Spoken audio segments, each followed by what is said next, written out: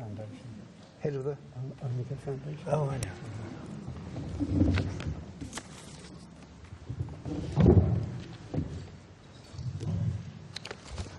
Hello, and welcome to the 2009 Leeds International Olof Palme Memorial Peace Lecture. I'm Dave Webb from Leeds Metropolitan University, and I'd like to start just by saying a little bit about the Olof Palme lecture. Olof Palme, this lecture has been held for over 20 years since his assassination on February the 28th in 1986. Olof Palme became Prime Minister of Sweden in 1969, and although he lost his parliamentary majority in 1971, he managed to carry out major constitutional reforms.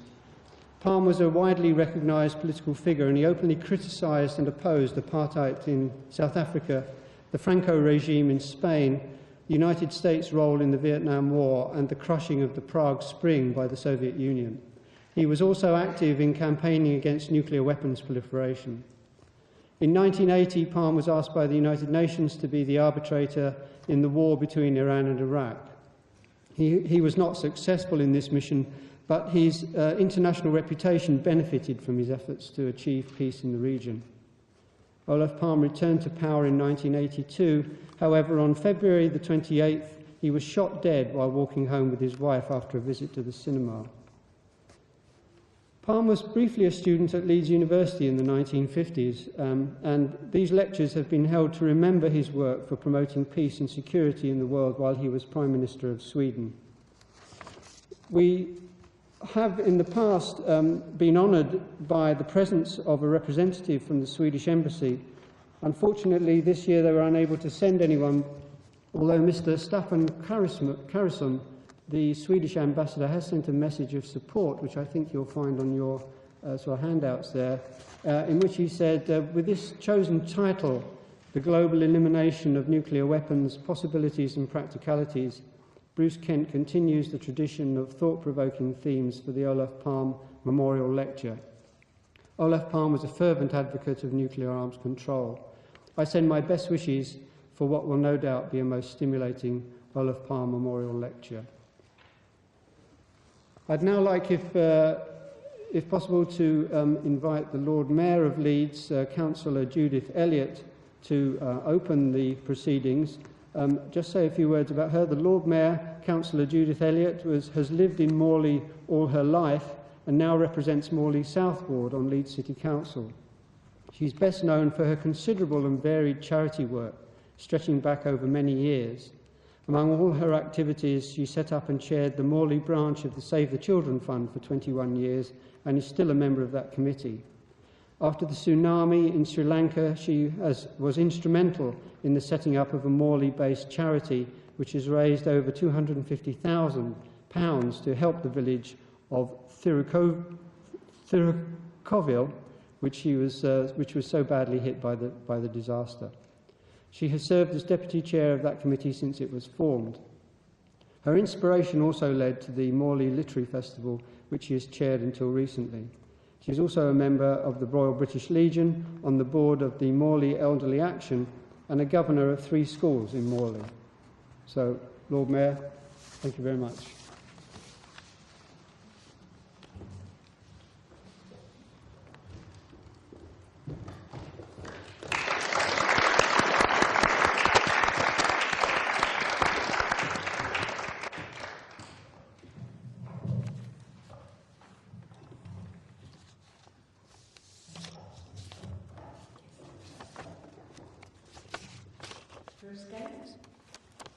Distinguished guests, ladies and gentlemen, I would like to welcome you to Leeds City Hall and this beautiful banqueting hall. We are delighted that Mr. Kent has agreed to give the 2009 Leeds International Olof Palme Memorial Peace Lecture. Mr. Kent follows a long line of esteemed speakers for this lecture, including Olof Palme's wife, Lisbeth Palme, and mayors of Hiroshima and Nagasaki, the Shakespearean actor Patrick Stewart, Nobel Peace Laureate John Hume, and last year, Senator George Mitchell. We are pleased that Mr. Kent has been able to take time out of his heavy schedule to talk about the challenging subject on the global elimination of all nuclear weapons, possibilities and practicalities. I am sure it will be an interesting lecture. During my short term as Lord Mayor of Leeds, I have been privileged to take part in a number of events which promote peace, tolerance and understanding in the city and the wider world. The people of Leeds have a great strength in working collectively to bring about change in their neighbourhoods. Positive change is around us in many places, and this most visibly manifests in stronger and more cohesive communities.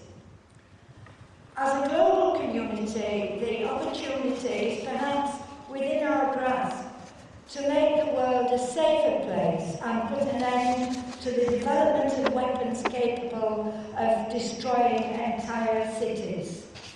This, of course, will be far from easy and brings with it many complicating factors for governments across the globe. I hope that Bruce will lead us through the active choices that must be taken. Leeds continues to welcome people from across the world and benefits greatly from the contribution they play in all walks of life. Tonight we welcome Bruce Kent as a veteran campaigner for nuclear disarmament to the City of Leeds, a city of peace. I am very pleased so many of you are here to listen to tonight's lecture. I hope you have an interesting meeting, and on behalf of Leeds City Council, I thank you for your attendance. Thank you.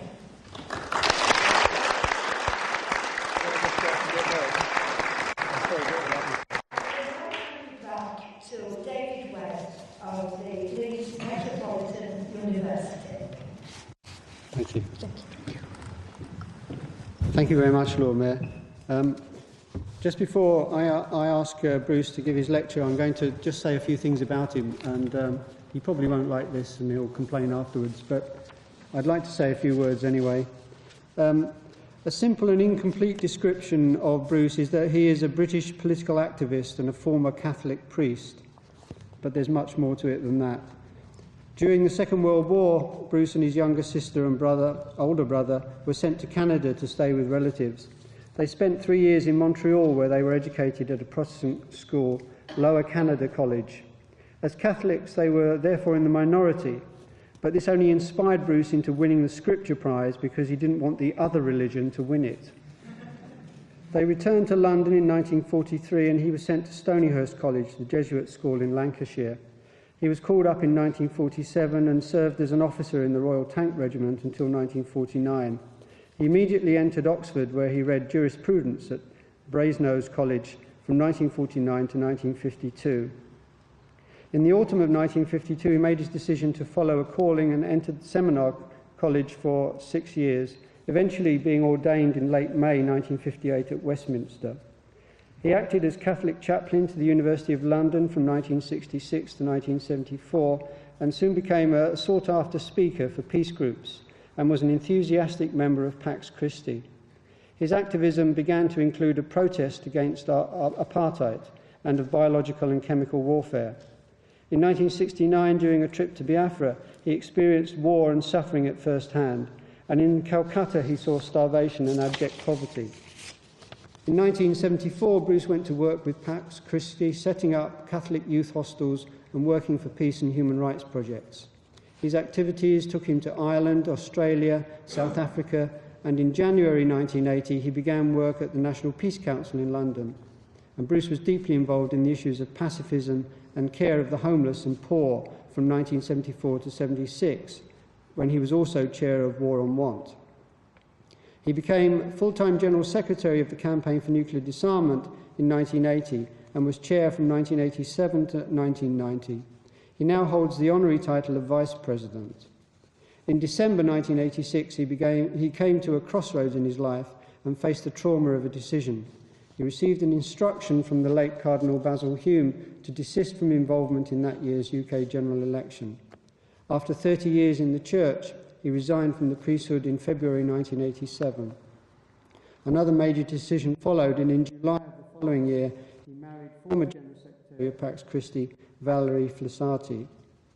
In the general election of 1992, he stood as a candidate for the Labour Party in the constituency of Oxford West and Abingdon, where he came third. Had he been elected, he would at the time have been prevented as a former Catholic priest from taking his seat in the House of Commons. Bruce has been a committed anti-war anti-nuclear campaigner, supporting initiatives such as Abolition 2000, the World Court Project and the WMD Awareness Project. Following the Hague Appeal for Peace in 1999, he helped form the Movement for the Abolition of War in 2001, which he also chaired. The founder president was Professor Sir Joseph Rotblat, who was the Nobel Peace Prize laureate. Bruce and Valerie are both vice presidents of the British section of Pax Christi, which they both helped to form in 1971. And in 2007, their work was acknowledged and they were presented with an olive tree bearing messages from friends and colleagues. At the presentation, it was noted that together they have offered friendship, enthusiasm and encouragement to individuals and movements in their work for peace, often bringing together faith-based and secular networks. They have shown the true meaning of faithful persistence and steadfastness to the task of peacemaking, showing us all how to build community and church in the process. Just a few weeks ago, Bruce celebrated his 80th birthday, and this auspicious occasion was marked by a number of notices in the press. The Guardian wrote, "Whether as General Secretary of the Campaign for Nuclear Disarmament during one of the movement's dynamic and active periods in the 80s, or now as a campaigner on behalf of the wrongly imprisoned at home and abroad, Kent has been an inspiration to many and a comfort to those whose cause he has adopted. Part of his great charm has always been a very active sense of humour, perhaps the legacy of his years as a young Catholic priest, the firm belief that he was always less important than the campaigns he espoused. His regular presence on a demonstration or at a public meeting is always a reminder that the political activist's work is never done, but also that battles need to be fought with camaraderie and hope." The Daily Telegraph admitted that it had not been a friend of his over the last 5 or 6 decades. But even so, they commented, "At the risk of embarrassing Kent, let me say that he has always struck me as the most principled and consistent figure in British public life. Kent is a pillar of our great nationalist tradition of political radicalism, stretching from Wilkes to Hazlitt and from Chartists to the suffragettes. As such, he is a quintessentially British figure. Back in 1958, he was part of the famous Aldermaston March, which launched CND. In those days, Britain had relatively primitive nuclear bombs carried by long-range aircraft. When Harold Wilson bought the far more powerful Polaris nuclear submarines in the 60s, Kent was the fiercest critic of this decision. When Margaret Thatcher ordered the still more destructive Trident submarine system in the early 1980s, Kent pounded the streets, organising demonstration after demonstration. It says much of someone, I think, that if they're able to impress and inspire not only those who agree with him, but also those who do not." With that, I'd like to hand over to Bruce. You're finished? I'm finished.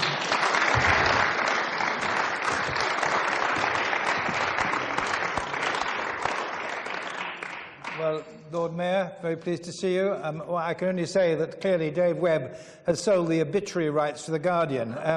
There's no other way that you'd present 1,000 words on me when you've come to talk about or hear about the abolition of nuclear weapons. I am a bit overwhelmed by all this. I don't think I've spoken here before. And there on the wall, there's Churchill over there somewhere, there's Mandela somewhere over there, there's Earl Haig somewhere else, there's armies of British regiments here and there, and it's me. And I feel a bit humbled by all this. I did meet Olof Palme once in Athens at a nuclear disarmament meeting, where else, and I was immensely impressed by his modesty and charm. He was a very nice man, and so was his widow, who must have spoken here before. And he was the author of a book that I've only just thought of mentioning tonight, called Common Security. It was a kind of think tank put together, must have come out in the late 80s, I suppose, and it's Common Security. And the theme actually sums up everything that anybody ought to be thinking about disarmament and peace. And that is, you cannot achieve peace by making someone else feel insecure. And that's what we were doing throughout the whole Cold War, piling weapons on this side, weapons on that side. So insecurity was the name of the game. And Palme's message was, in the world of today, with the weapons we've got today, the only way forward in international life, as in domestic life, is actually to get on with people, to live with people, and to create the structures of security for everybody. I said I felt overwhelmed here. In the 80s, my face was on television and God knows what all the time, much too much so, I'm sure. And then I was reminded of my father's warning, make friends on the way up because you meet them all on the way down. And I can see people here who are friends of those days, and I'm on my way down. How are you doing? And I was reminded of that the other day on the tube, because there was a man, you can always tell when people are talking about you, and he had his newspaper up next to his wife, and the newspaper was moving a bit, and his head would come round from time to time, so I knew what was going on. And sure enough, after a while, he put the newspaper, gave it to his wife, walked over to me and said, I'm really sorry to have to ask you this, sir, but would you mind telling me, who were you when you were important? So there we are, warning for you all. Now, the theme of tonight is global elimination of nuclear possibilities and practicalities. And it's amazing how many pessimists there are in this world. Oh, you can't achieve that, you can't do this, you can't do the other, this will never happen.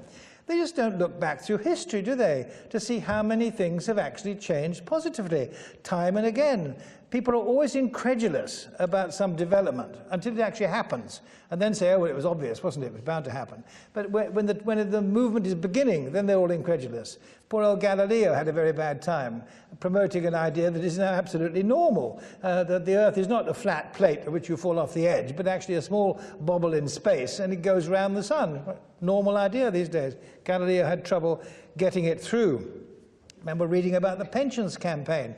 We hear a lot of moaning, and quite rightly, because I speak as a pensioner in this country about pensions, but the pension idea developed in 1898 as a result of a meeting in a church in South London where they picked up on something that happened in New Zealand. And for 10 years, there was the most vigorous campaign up and down the country, packing town halls everywhere to get the pension, which finally came in 1908. And it was called Lloyd George pension. Nothing to do with Lloyd George. He was just a clever politician who got on the bandwagon at the last minute and was able to give it his imprimatur on the way through. 10 years it took, and what was thought to be impossible, the country would be bankrupt, is now normal. Same with votes for women, same with the National Health Service, same with things like smoking. I never believed, ever a traveller in London, that smoking would be banned from public places, which it is. I'm sorry about any smokers here. I'm a converted one, so I can admit my sin as long as yours, and I hope you'll manage to give up yourselves. But smoking was so normal. It was a sign of virility to put your cigarettes in your mother's coffee cups and to drop the butts on the floor. It was the way ordinary young men behaved. Public education, a whole battle for that. It happened. Ending slavery, the whole campaign for that. It's not ended in the world today, but certainly the trade in which we were involved in has come to an end. On the military side, my father would be absolutely astonished today, who fought in the First World War, bits of shrapnel came out of his leg almost the day he died, to find out the two ancient enemies, as he would know them in Europe, Germany and France, actually today could not fight a war together. They are too interlocked economically and politically to make sense. You couldn't do it, and yet that's happened. But if you told somebody that in 1939 or 1945, they simply wouldn't have believed you. But it's all round, isn't it? We have English heritage, looking after castles and monuments and dungeons, all of which are purely tourist monuments today. Even Scotland, Hadrian's Wall is there dotted about somewhere, but we're no longer frightened of the marauding Scots. At least I'm certainly not. We've got some very positive things. Well, pardon me, Alistair, about that. I forgot about you. Entirely, we've got one marauding Scot down here tonight. We've got things like, who would have thought that chemical weapons no fuss was made about chemical weapons in this country. A unilateral decision, my God, horror, a unilateral decision, this country ceased to make chemical weapons, right back in the 60s or early 70s.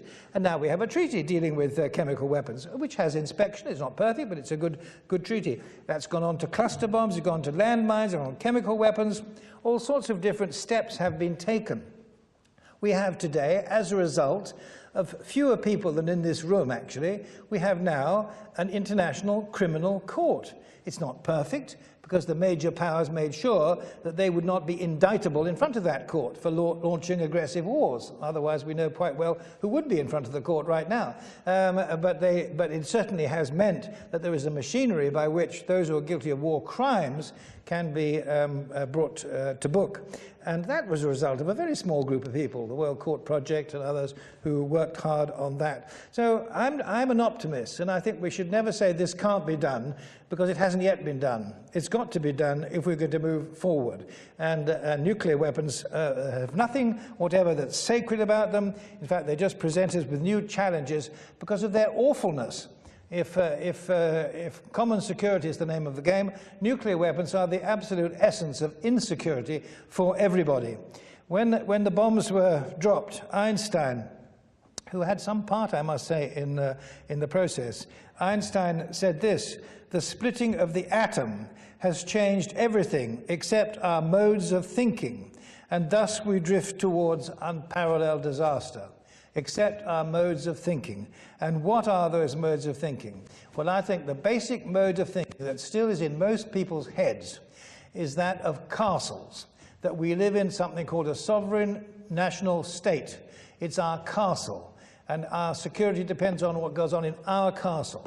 So we keep our metaphorical cannonballs polished, we keep the fire going, we keep the oil bubbling away in the pot, and we keep the links on the drawbridge chain well oiled, so that in our castle we can be defended. And we still look out in the world that way.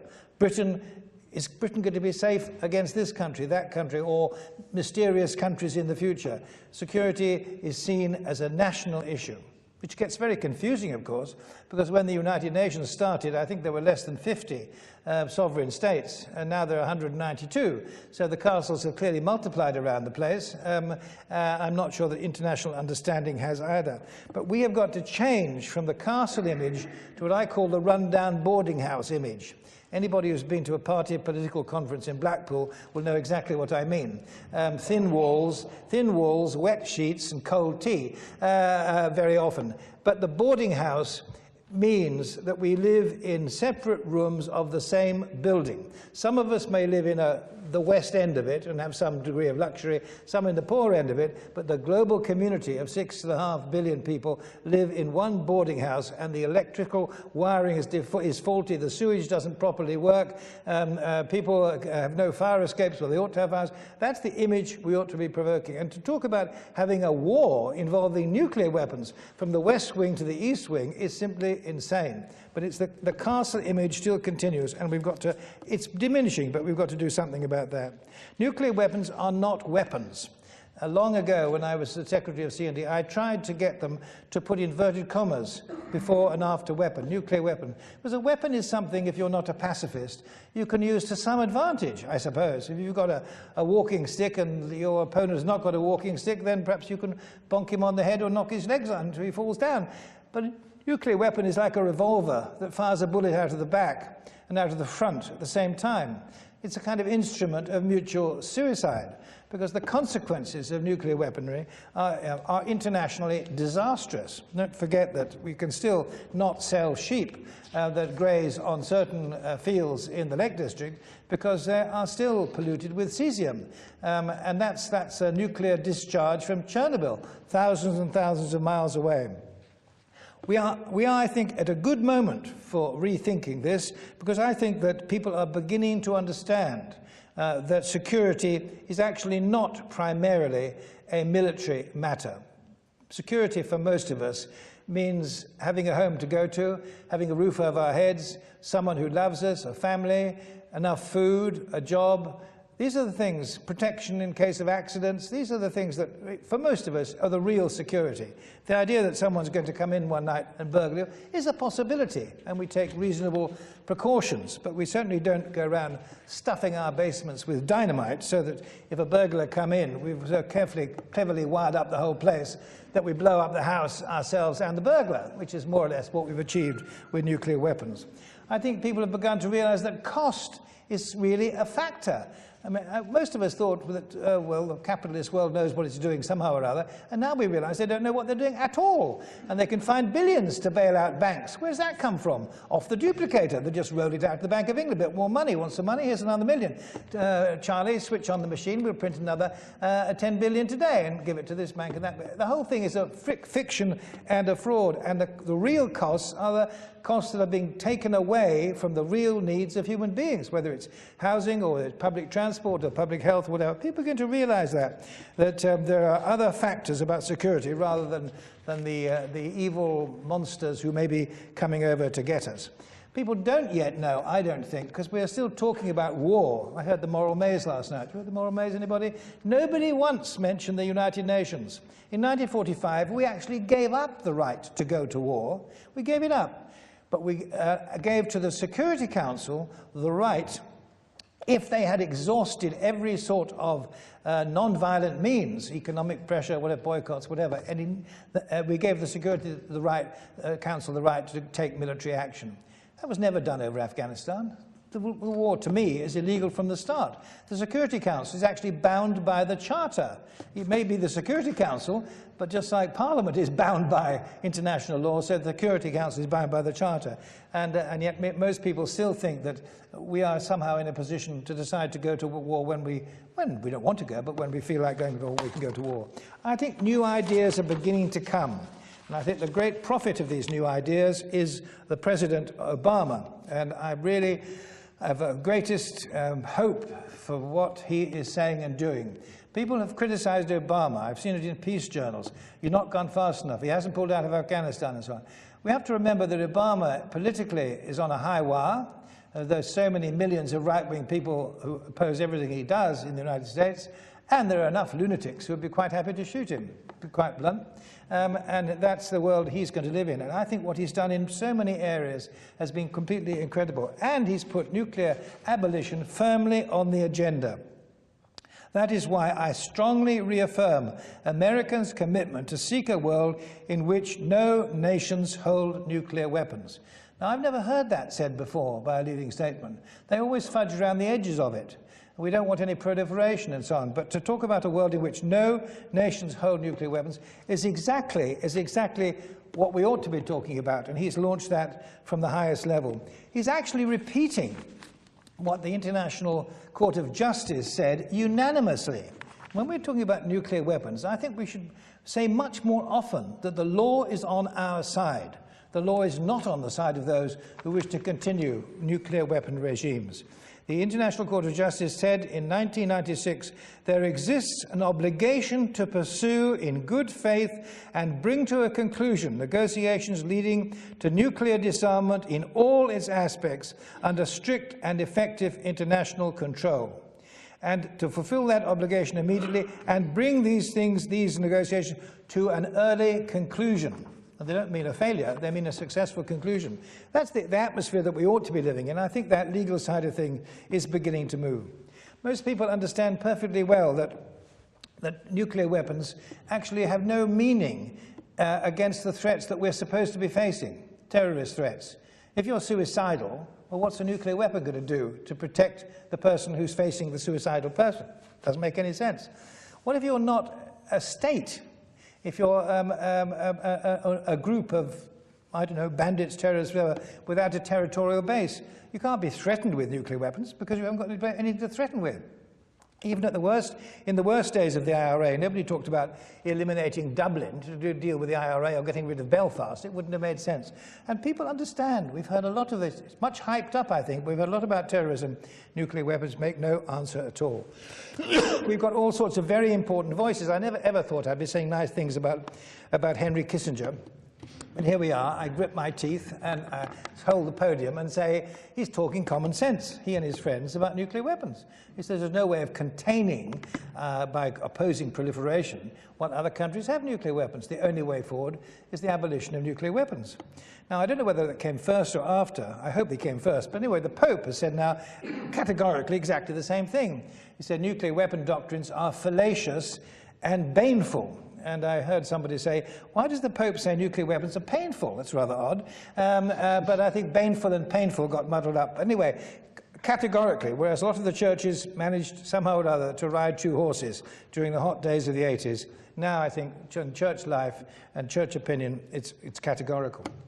You go back a long time to someone who's quite prophetic. I don't know whether he's ever talked here, but Clement Attlee, within 2 weeks of the bombs being dropped on Hiroshima and Nagasaki, he had this to say, before the end of August: the only course which seems to me to be feasible and to offer a reasonable hope of staving off imminent disaster is for the world to join together with the USA, the UK and Russia, based upon the stark reality. We should declare that this invention has made it essential to end war.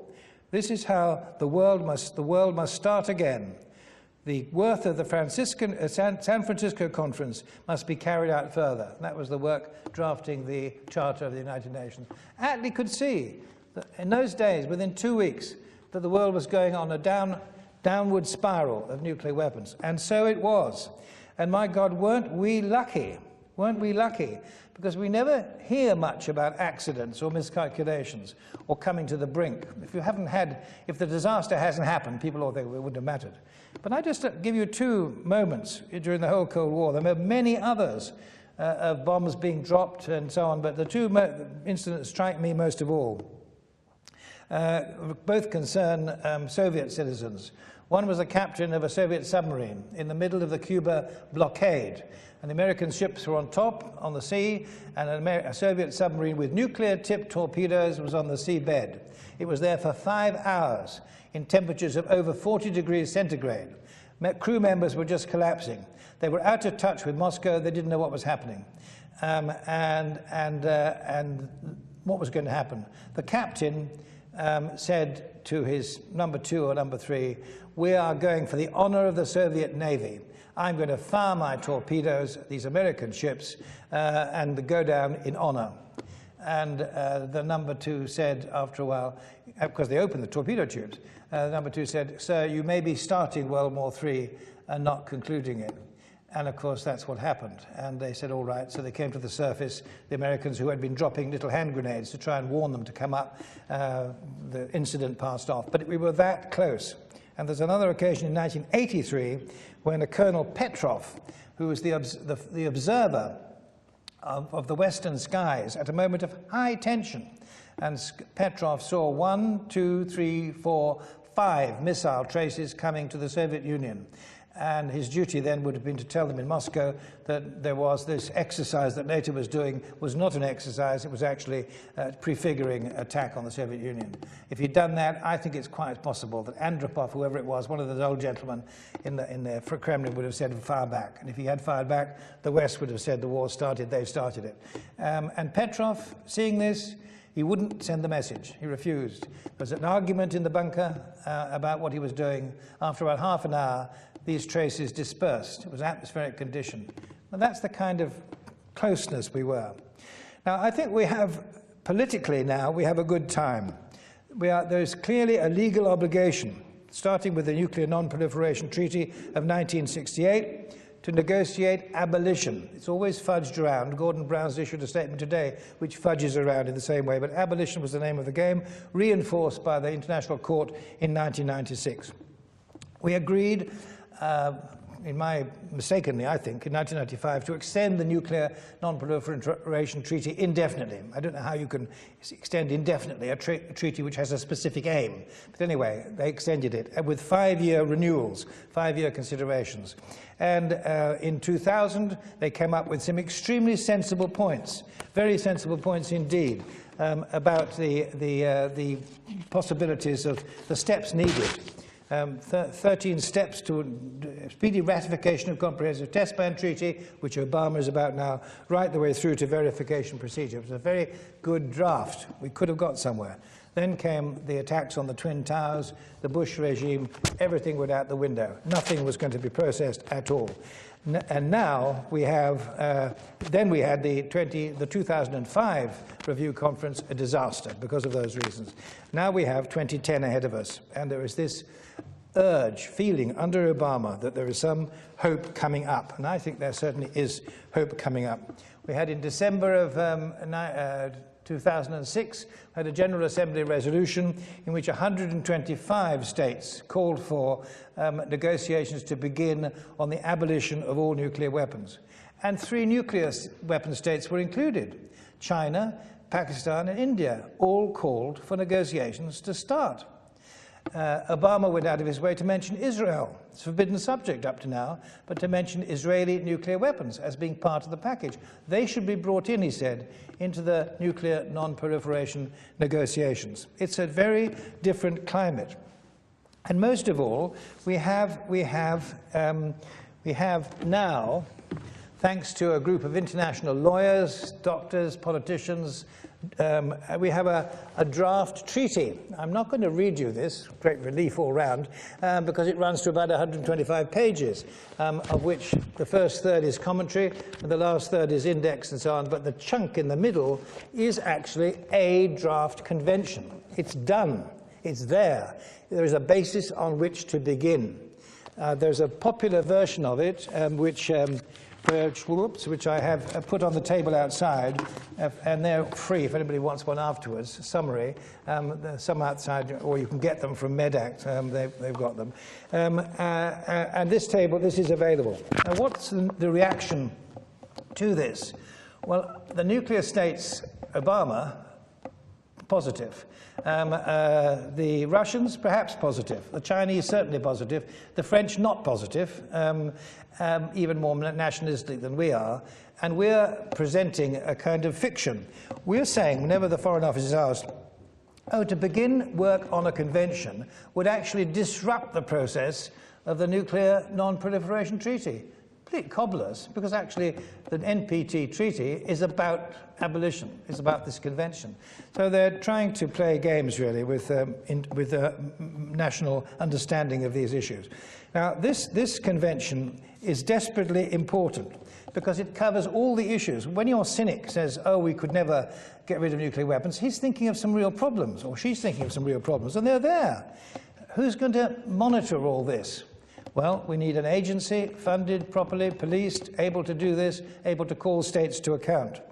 Who's going to count the warheads? There has to be international inspection. Any new treaty dealing with nuclear weapons is going to require a radical rethinking of the castle image of things, because it's going to mean that somebody, the Cubans, for instance, might just ring up Whitehall on a Thursday and say, if you don't mind our chap, next Wednesday we're going to inspect Aldermaston. And now that will go down very badly at the moment, because we really don't like patrolling Cubans popping into our nuclear bomb factories. But that's the kind of mentality that we've got to adapt ourselves to if we want security. And it's not impossible. It happens on the international drug scene. There are other areas of health and safety where such possibilities are made there. We need to have verification procedures. And nowadays, you can not only verify technically, but also with satellite, you can see what almost anybody's doing. If it's visible to the naked eye, it's visible. So there's no perfect way of ensuring absolute security, of course not. But it's not as if we were standing in a secure position, talking about doing something insecure. We're in a very insecure position, where we now have 9 countries with nuclear weapons, and there's simply no way in which we're going to hold that ring. We'll have more and more with accidents and so on. The spectre in everybody's mind, of course, is that Taliban will take over Pakistan, and then you'll have a terrorist group with nuclear weapons, and that's not an impossibility at all. The whole sections on criminality and the duties of states to yield up citizens working on weapons of mass destruction, and, very important for all those who campaigned on behalf of Mordecai Vanunu, a whole chunk on the protection of whistleblowers. when somebody sees in a university or a laboratory or whatever that someone is starting on this, they have a right, duty to denounce and to be protected by the international community. So these are all important and possible steps, and I think we should really gear ourselves. We should respond to this thing from Gordon Brown today, respond to it very vigorously indeed, and much more positively than he has. That's why this tonight is really a kind of an appeal, because very often these things are left, oh, well, C&D look after that, or campaign against this will do, MedAct will look after that. This is something for everybody. This is a universal problem. It doesn't mean everybody is going to campaign on everything at the same time, but we've got to be sympathetic to what's going on. The great poverty agencies of this country, Oxfam, Christian Aid and so on, I'm not asking them to campaign on nuclear weapons, but I am asking them in all their literature to point out that to spend what may be 25 billion on the construction of trident nuclear weapons and 75 billion for their running costs is a theft from the poor, to quote President Eisenhower. And these agencies have got to be so involved. We're talking in a situation in which a university is a partnership in this talk. Universities all around the country are very often employed by the Ministry of Defence to do this and that and the other. I think universities have got the courage, universities are meant to be seats of wisdom, to say the human race wants something better. We need a change of direction in this country. So it's not just to the C&D world, it's for all of us to see that 2010 is absolutely a major opportunity. The risks we face, I've underlined sufficiently, they are very great.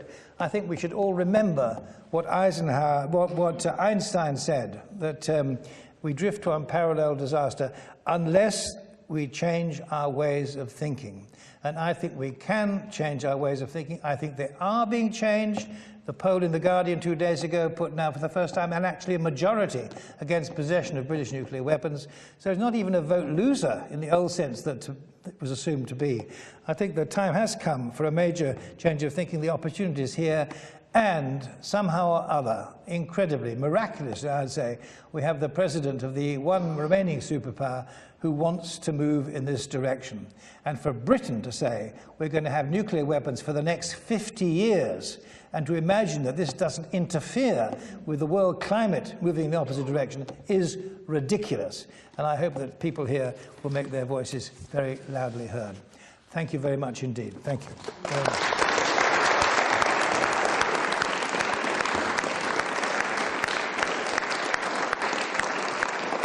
I haven't got another obituary, have you? No. Thank you very much indeed, Bruce. I think we have got some time for any questions or comments that people might have or want to make. Anybody? Yes. Yeah, go ahead.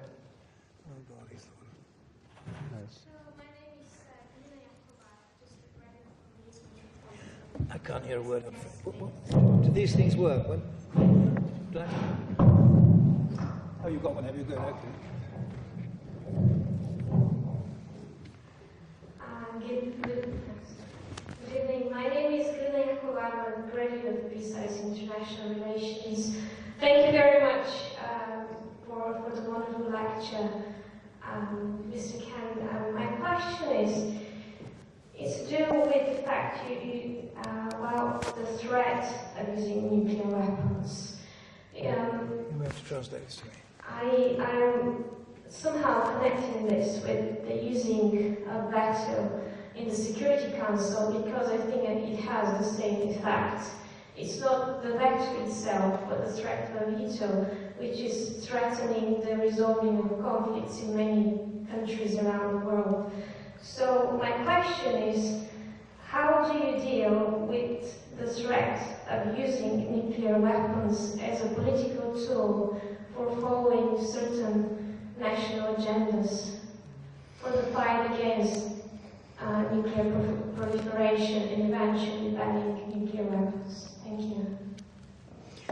Well, if I understand the question, it's how do you stop the use of nuclear weapons as a political threat? I think that's what you're saying, isn't it? A threat to achieve something. Well, I think we've got to if we move to this kind of convention, nuclear weapons will begin to disappear. It may take 15 years, but they will disappear.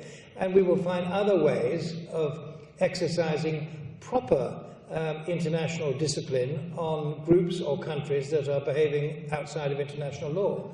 I don't think nuclear weapons are the only, or indeed a very sensible way, because to use a nuclear weapon, to have a threat, you've got to do it. To be willing to do it is, for the reasons I've said, is possibly to do yourself as much damage as the other people. So it's not a credible threat, even though countries go around pretending that it is. So I think that with the going of nuclear weapons, we will find other ways of disciplining the international community. So do you think that if you move, let's say in the future, there will be a time when nuclear weapons are no longer a threat, but then we continue to have other kinds of weapons? Can there be a future campaign against ban of weapons of all kinds? Absolutely, absolutely. I mean, I think the peace world is like an orchestra. We've all got instruments to play, and there are some people playing instruments on space weapons, some on cluster bombs, some on nuclear weapons. We will never change the world if we go on with our thinking and just get rid of a nasty weapon. Someone will produce another nasty weapon. We have to have a whole different climate amongst scientists and trade unions and workers about what they're doing. So you're quite right. Thank you. Thank you very much. Any more comments, questions?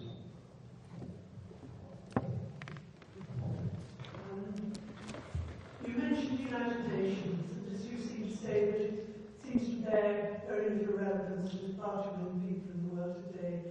And yet the vision of the removing the scourge of war, I think, remains a very real vision for the future. How far do you think there is a possibility of progress that you've been talking about, as long as all the members of the permanent members of the Security Council are the nuclear weapon states? Yeah. Well, granted that Obama, I hope, and China have already indicated they want to move towards abolition. And I think Russia's Putin is the same sort of mind, I think, cautiously. So I think that is something that can be moved. But clearly, part of what I'm saying today involves a revolution in the way we have our international structures. I mean, I go to many schools, and honestly, I can't remember one where the senior class has ever seen the United Nations Charter or ever read the Declaration of Human Rights. You know, citizenship is there, but it's usually about local authorities and so on. So I think we have to change. We have to have if we can have an election for Europe, or our election for our local municipality, why can't we have some say in who represents us at the United Nations? And we don't. Why don't we have a Minister of State in Parliament answerable for all the 30-odd specialist sections of the United Nations on which there are British representatives? The World Health Organization, International Labour Organization, the FAO. These bodies operate without any input from us. And that depends, I think, on having an active body in this country concerned with the reform of the United Nations. And I'm afraid I don't think we have one at the moment. The United Nations Association, in which I'm a member, it does not direct itself to the structural changes needed in the UN if it's to be a genuine international force.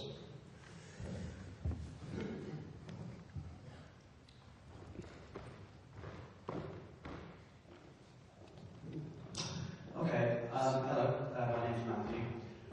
Since the end of the Cold War, what constitutes the threat, not a threat, seems to have changed to the point where poverty and so forth constitutes a threat to security in Western Europe. So my question is quite simple. To sort of push denuclearization forward, should what constitutes the threat, I'm talking about mainstream media, the violence of the everyday, that sort of thing, be pushed back to nuclear weapons? Or at the moment, should underdevelopment and so forth take the forefront so that politicians can work on the denuclearization project for themselves? Should it be more democratic? Should it be more democratic? Should it be promoted in socialist and social level of things, or avoided more? I hope that was kind of clear. Yeah. Well, I think that politicians move when things are in public and they're pressured. And if we're not dealing with them publicly, then they go into a cupboard and things get quiet. So I think the issues of poverty, which are well understood now in terms of economic collapse in other countries, and militarism have got to be linked. It's not just a nuclear issue. We spend absurd amounts globally on weaponry, about $1.25 trillion a year. I imagine that probably today that's probably less than 1/10 of that would be nuclear. But I think public have got to understand that poverty and militarism go hand in hand. And so does global warming and all the kind of consequences of militarism. I think it's about 1/6 of the high-octane fuel used by aircraft, used by military aircraft. We don't hear that. We talk about the 3rd runway or 5th runway at Heathrow, but no one's talking about that. So I think that things have got, it's a partnership. I don't want people from Greenpeace to feel they've got a campaign on Trident, although they probably are. They're doing well with the ocean pollution and so on, fine. But I want us to have a family sympathy and make these issues part of a new understanding of global citizenship. So I think in public is the best way. When politicians go quiet, they get away with murder, literally. And their manipulation of the media is extraordinary. I think that I've been in the army, I think people who get shot at and so on, I think they're incredibly brave and so on. But what we're seeing now, recently, is a kind of campaign for the war in Afghanistan, riding on the back of an admiration of loyalty of young men. The question is, what are they doing there? Thank you. Thank you, Howard. I became involved with the anti-nuclear movement in the 80s, early 80s, on 83, mostly out of sheer terror of crews and Pershing and the possibility of the whole shebang going up due to an accident or something like that. And I then just sat down and tried to work out what I actually thought was the long-term solution. And I came up with an idea of some kind of global disarmament authority, something with teeth that was independent enough of the United Nations that it could actually broker a deal and enforce a deal. And it seems in what you're saying in this new treaty outline that there is something along that lines. I wonder if you could give me some, say a bit more about such an authority or such an agency, and whether you think that it actually should have quite a lot of power, or autonomous power. I think that if it was firmed out, it could actually act as a general global disarmament agency. I mean, I have a vision that you can actually get rid of all industrialized weapons right down to tanks and machine guns within 3 years, if you have your mind set to it. Well, I think that you're in the right, as far as I'm concerned, you're going in the right direction. I think we do need an international independent body concerned with disarmament issues. There is a committee of the General Assembly allegedly doing that, but it has very little autonomy. What this treaty is proposing is an independent agency, as the International Labour Organization or the FAO, but a disarmament agency responsible to the General Assembly with powers and with the right to refer things to the International Criminal Court. That's what they're proposing. And I think that's the right way to go. Obviously, it's not going to be as independent as C&D in relationship to British government. It's going to be a body largely made up of governments, but I hope we'll have more democracy there. I mean, it affects, this is the final report. I really recommend, if you haven't seen it, of the 1978 first General Session on Disarmament of the United Nations. And people have just not noticed what it's been saying or done anything about it. With a view to contributing to greater understanding and awareness of the problems of the armaments race, etc., governments and non-governmental organizations are urged to take steps to develop programs of education for disarmament and peace studies at all levels. This could be done by a local education authority. It could be done whatever your authority is here. We could start raising citizenship knowledge in order to come to the conclusion that you want. At the moment, with the apathy and ignorance there is of international structures, it's going to be a job to get where you are.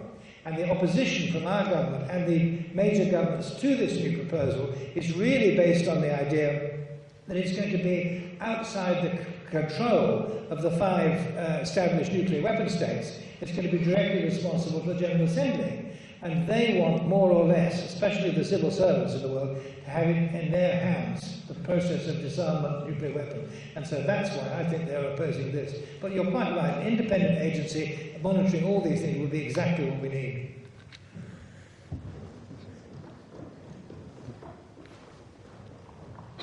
What do you think of North Korea and Iran trade negotiations up to now? Well, I think they're the symptoms, they're not the causes. I mean, it's hopeless for us addressing North Korea and saying you can't have nuclear weapons, or Iran, you can't have nuclear weapons. And we have to say the vision of a nuclear-free world. Once we get that into frame, after all, North Korea for many years faced American nuclear weapons on South Korean soil, and now on ships all around them. So Iran knows perfectly well what happened to Iraq, which didn't have nuclear weapons. So I can see the motivation. I don't sympathize and want it, but I can see why they feel that they might have to go that way. So we have got to lead from the front. There's no good trying to lead from the back. Do as I say, not as I do, will never work. And I think that's the way to approach those countries.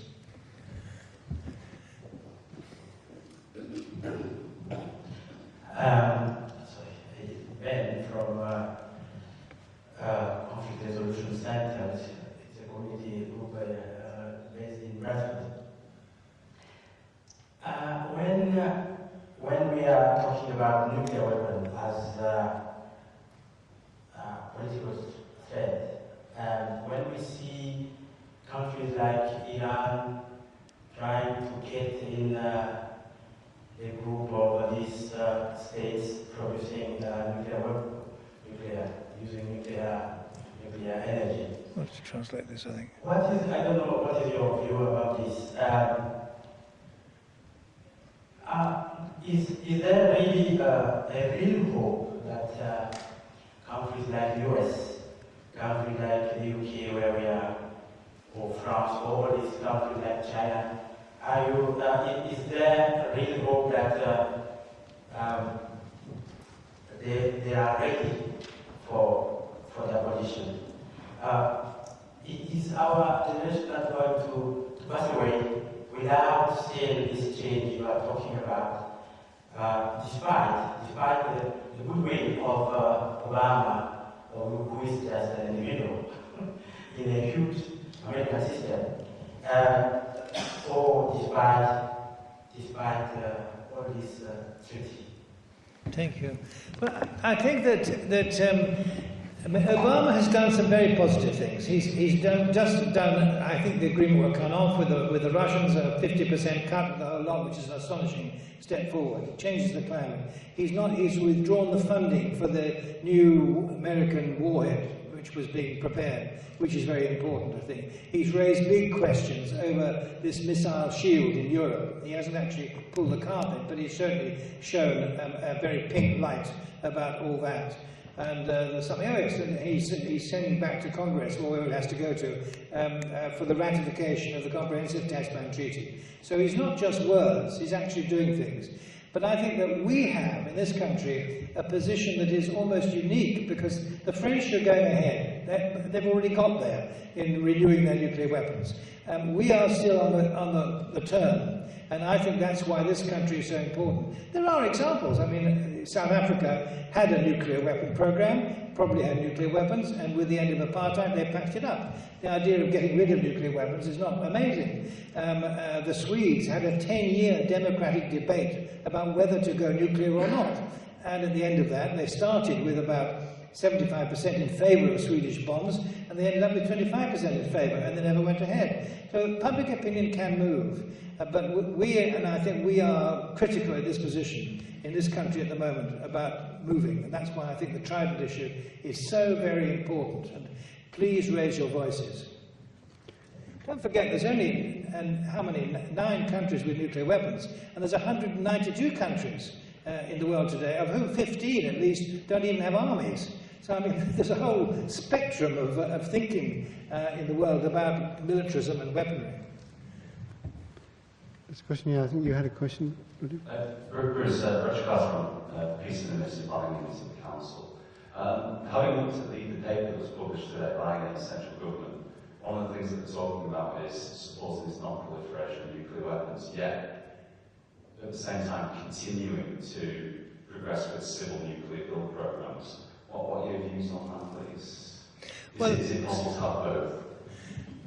I personally think that civil nuclear energy is not the way to go for energy. I think that the Almighty or somebody has given us other sources of energy which we should use and develop. I don't campaign on that because I'm very busy campaigning on nuclear weapons. But it's clear you don't get nuclear weapons unless you have nuclear power stations.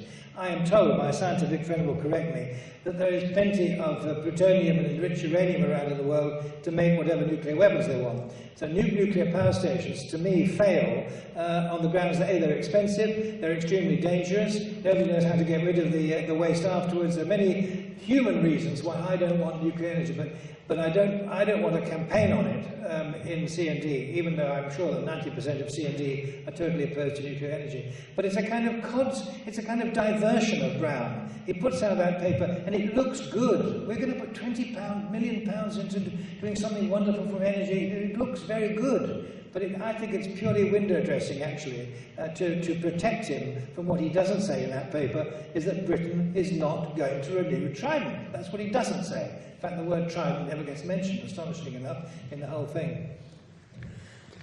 There was one final question here. Yes, I'm just going to ask, who are the main... Sorry, can I read that? Probably not. Oh, shit, can I sing? I was going to ask, who are the major people who are the supporters of nuclear weapons in this country at present? Can you identify those groups for us? Oh, yes. Well, the major people in this country supporting it, well, there'll be a whole bunch of civil servants who've given their lives to this institution of nuclear weaponry. Its power, its dignity, its secrecy, its influence, and there are a whole bunch of them. And some of them, amazingly, are motivated by the French factor. Because they're mandarins in their own right, we're not going to be the only country in Europe, or the French are not the only country in Europe with nuclear weapons. We British, what about Waterloo, what about Trafalgar, etc., etc. Believe it or not, that mentality is there. Now, I can't name those people, but they're there. Certainly the Camerons of this world and the Browns, I don't think for a minute are driven by any sincere thought that nuclear weapons add to our security. What they're terrified of is the Daily Mail, the Sun, the Telegraph, the people who will say Britain is going to be left defenceless without nuclear weapons. So they will. You get some, I would say, fanatics. The group that used to be called Coalition for Peace Through Security, Dr. Julian Lewis, Edward Lee, members of Parliament, fanatic. We're going to have them as long as anybody else does, which seems to be a formula for everybody having them as long as anybody else does. These people are committed completely to nuclear weaponry. It's a kind of religion with them. But mostly I think that people are not committed, they are electorally frightened. That's what they're concerned about. And that's why I think it's so important for us to keep on that public opinion, majority, education about risks, costs and so on, accidents. I gave you 2 accidents tonight. Most people never heard of those 2 accidents, and many more. But there is a hardcore frightened of the media. That's what I think. Thank you very much. Thank you very much, Bruce. I'd just like to thank Bruce, obviously, and a few other people. Thank you for coming tonight, but also thank the Lord Mayor. I'd also like to thank the Peace and Emergency Planning Department of the Council and Roger Carter here, who's done a lot of organising for this event. Also, Councillor Ralph Pryke, who chairs the Peace Links group in Leeds City, which coordinates all activities, or, well, I'm not sure coordinates is the right word. It brings together all the people who are working on peace issues throughout the city. And also Michael McGowan, who first instigated this annual peace lecture in memory of Olof Palme. So I'd like to thank you all, and especially Bruce for coming all this way up from London to speak to us tonight. I hope you've been inspired by his energy still. He still has incredible amounts of energy. Who, just a few years ago, just campaigning against nuclear weapons wasn't enough. He now wants to abolish war, which I think is, you know, so do I. Yeah. So thank you very much, Bruce.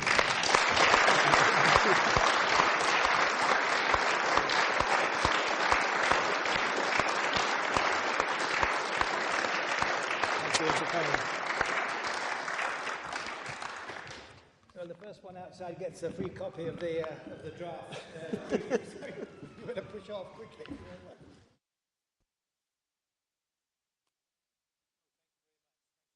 That's okay. Just go to... I suddenly realised near the end you might not hear the questions. Yes, we did. Yeah, that's fine. Yeah. Are you really? I was going to ask you. I didn't want to know sorry about this. I was going to ask you whether you were still